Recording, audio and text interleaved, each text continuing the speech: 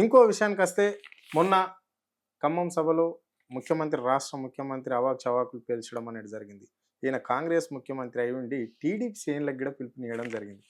NT Ramarao ఆత్మ శాంతి కూర్చాలి అంటే ఇక్కడ బీఆర్ఎస్ జెండాలను కూల్చేయాలి, పాతాళానికి తొక్కేయాలి ఆ పార్టీని, ఆ బ్యానర్లన్నీ పీకేయాలని చెప్పేసి కూడా టీడీపీ శ్రేణులకు పిలుపునిస్తున్నాడు. దీన్ని ఎట్లా చూస్తారు మీరు? ఎన్టీ రామారావుకు బీఆర్ఎస్ పార్టీకి తెలంగాణకు సంబంధం ఏంటి? ఒక్కోసారి ఈ భూత పితామహుడు ఈ జోకర్ రేవంత్ రెడ్డి గారు ఏ లోకంలో ఉంటాడు, ఏం మాట్లాడతాడు, ఏం తెలుస్తుంది, ఏం అవగాహన ఉన్నది, సామాన్య ప్రజలు కూడా నెత్తి కొట్టుకునే స్థాయి.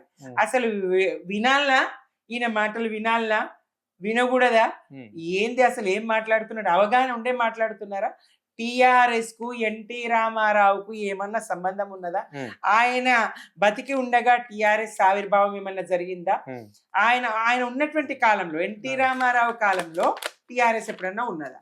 ఒకటి, ఎందుకు ఎన్టీ రామారావు గారు పార్టీ స్థాపించారు? రైట్. కాంగ్రెస్ కు వ్యతిరేకంగా కదా. కాంగ్రెస్ నాడు ప్రజా వ్యతిరేక విధానాలతో ఉన్నటువంటి కాంగ్రెస్ కు వ్యతిరేకంగా, తెలుగు ప్రజల ఆత్మ గౌరవాన్ని దెబ్బతీస్తున్నటువంటి కాంగ్రెస్ కు వ్యతిరేకంగా ఆయన పార్టీ ప్రారంభించిండ్రు, పార్టీ పెట్టిండ్రు, పోరాడిండ్రు, గెలిచిండ్రు. కేసీఆర్ ఎందుకు పార్టీ పెట్టిండ్రు?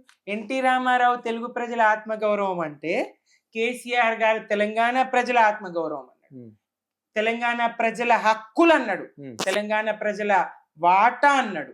నీళ్ళ విషయంలో, నిధుల విషయంలో, ఉద్యోగాల విషయంలో తెలంగాణ ప్రజల న్యాయమైన వాటా కోసం, తెలంగాణ అస్తిత్వం కోసం, తెలంగాణ భాష యాసలకు జరుగుతున్న అవమానం కోసం, తెలంగాణ మీద తెలంగాణేతర పాలకులు, సీమాంధ్ర పాలకులు చూపుతున్నటువంటి వివక్షకు వ్యతిరేకంగా, మరి నాటి విద్యుత్ బిల్లులు పెంచినటువంటి చంద్రబాబు నాయుడు తీరును, తెలంగాణ వ్యవసాయ పంపు సెట్లకు, ప్రధానంగా తెలంగాణ అంతా పంపు సెట్ల మీద, వ్యవసాయ బోరుబావుల మీద ఆధారపడ్డ వ్యవసాయం.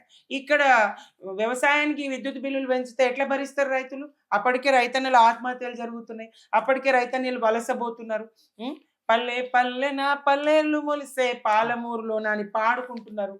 మరి అటువంటి సందర్భంలో ఆ దుఃఖంలో ఈయన పెంచితే ఆయన పదవుల్ని గడ్డిపోసంలాగా వదిలేసి త్యాగం చేసి ఆయన వచ్చి ప్రాణాలని కూడా పణంగా పెట్టి రాష్ట్రాన్ని సాధించింది కదా. అసలు పోలికున్నదా? బిఆర్ఎస్ గద్దెలు కూలిస్తే ఎన్టీ రామారావు ఆత్మ శాంతిస్తుందా? లేకపోతే నీ గురువు చంద్రబాబు నాయుడు సంతృప్తి చెందుతాడా, సంతోషిస్తాడా? ఏంది ఓపెన్ గా చెప్పరాదు? అది కావాలి. రేవంత్ రెడ్డి గారు, మీరు ఏది చెప్పదలుచుకున్నా కుల్లం కుల్ల తెలంగాణ ప్రజలకు చెప్పండి. మీరు తిప్పి చెప్పాల్సిన అవసరం లేదు, మీరు మరో రకంగా చెప్పాల్సిన అవసరం లేదు.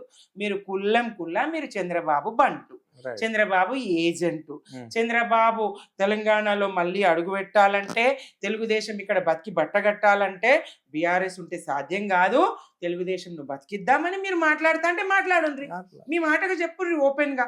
ప్రజల నిర్ణయం ప్రజలది, ప్రజల నిర్ణయం ప్రజలది. మీ మాటల్ని వాళ్ళు స్వాగతిస్తారా? మీ మాటల్ని వ్యతిరేకిస్తారా? మిమ్మల్ని వ్యతిరేకిస్తారా? ఆయన పేరు చెప్పుకొని మీరు అడుగుపెట్టి, ఆయన ఇచ్చినటువంటి వెన్నుదన్నుతోని, ఆయన ఇచ్చిన ప్రోత్సాహంతో మీరు ఇక్కడ కాంగ్రెస్ లో ఏదైతే పేమెంట్ కోటాలో పిసిసి కొని కోమటిరెడ్డి వెంకటరెడ్డి గారు అన్నట్టుగా, తెలంగాణ ప్రజలందరికీ తెలిసినట్టుగా పేమెంట్ కోటాలో మీరు ముఖ్యమంత్రి అయినరో, మీరు ఆయన రుణం తీర్చుకుంటా అంటే, మీరు గతంలో ఎన్నిసార్లు యనమల రామకృష్ణుడికి చెప్పులు తొడిగితిరి, చంద్రబాబు నాయుడికి చెప్పులు తొడిగితిరి, వాళ్ళ బూట్లు మోస్తిరి, మాకేం అభ్యంతరం. మీరు ఇప్పటికి కూడా పాదసేవ చేసుకుంటానే చేసుకోండి, కానీ తెలంగాణ ముఖ్యమంత్రిగా కాదు. ఈ ప్రాంతానికి, ఈ ప్రాంతేతరులు, ఈ ప్రాంతాన్ని దోపిడీ చేసిన వాళ్ళు, ఈ ప్రాంతాన్ని అణచినటువంటి వాళ్ళు, ఈ ప్రజల ఆకాంక్షను గౌరవించినటువంటి వాళ్ళను తెలంగాణ ప్రజలు క్షమించరు, వాళ్ళకి ఇక్కడ తావియ్యరు.